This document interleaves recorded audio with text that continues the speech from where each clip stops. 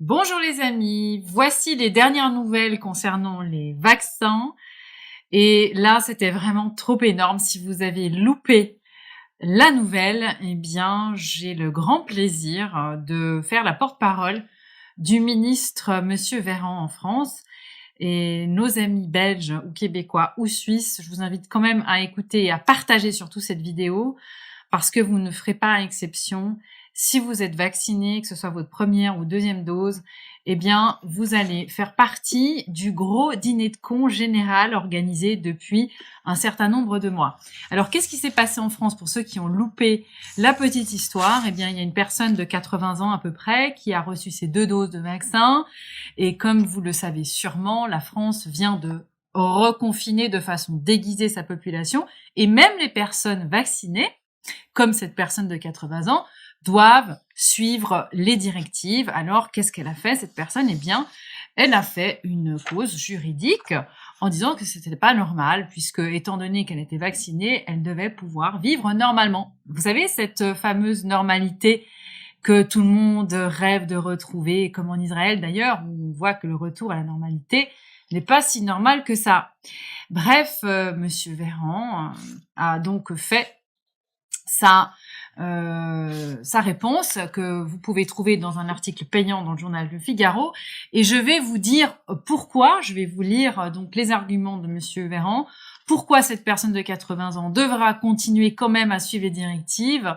Eh bien, c'est assez simple. Pour Monsieur Véran, l'efficacité des vaccins n'est que partielle, donc aucune garantie d'immunité. Mais alors là où c'est absolument dingue, j'ai pas résisté à faire cette vidéo. Il faut vraiment que vous partagiez en masse si vous n'avez pas eu l'information, et surtout aux personnes de votre entourage qui ont envie de se faire vacciner.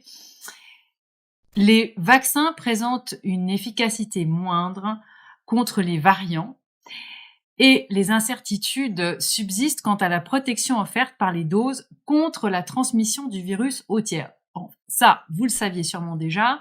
Ça veut dire en gros que les variants, vous pouvez toujours rêver pour que le vaccin vous protège.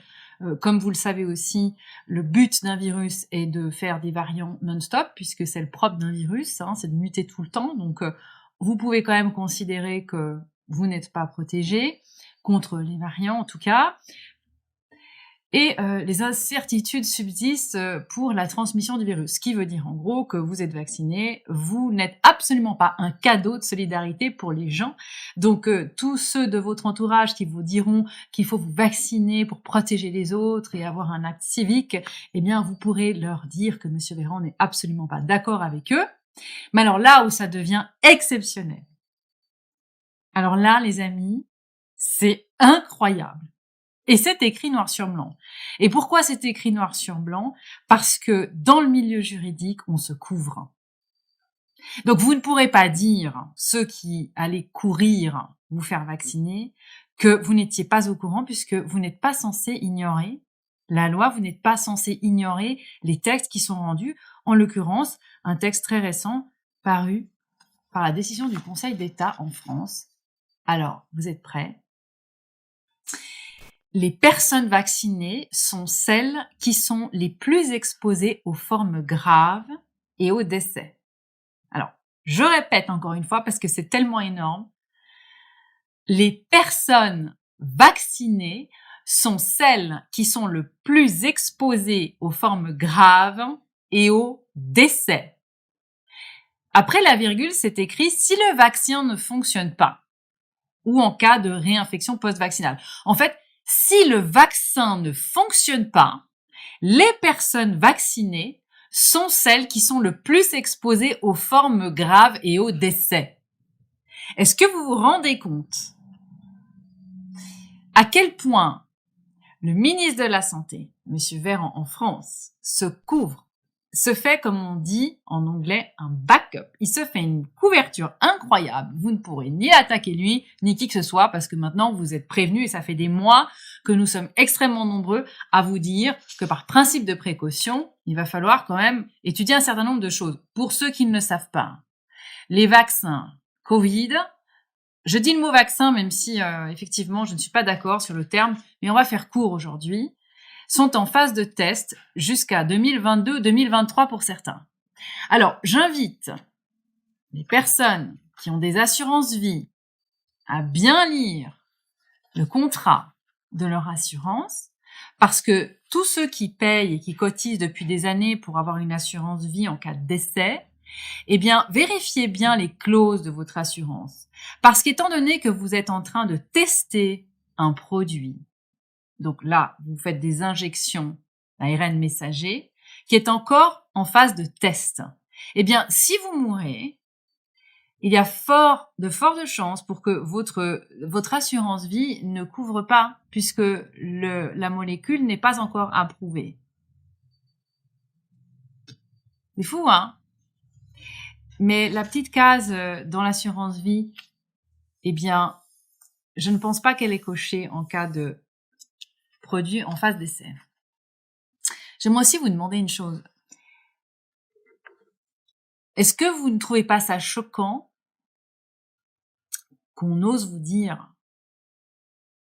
que le vaccin, donc les vaccins, sont efficaces pour vous protéger d'une maladie? Comment vous faites concrètement?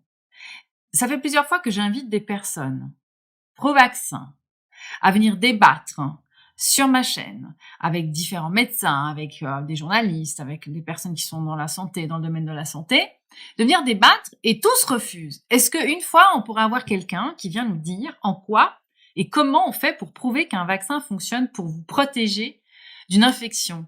Moi, j'aimerais savoir. Si vous êtes malade, par exemple, imaginons, vous êtes 10 personnes malades, moi, j'ai quelque chose à vous proposer pour vous guérir. Très bien. C'est assez simple de voir. On peut imaginer que vous allez peut-être guérir parce qu'il y a un effet placebo, mais en gros, vous voyez que vous allez mieux après qu'avant, puisque vous étiez malade avant.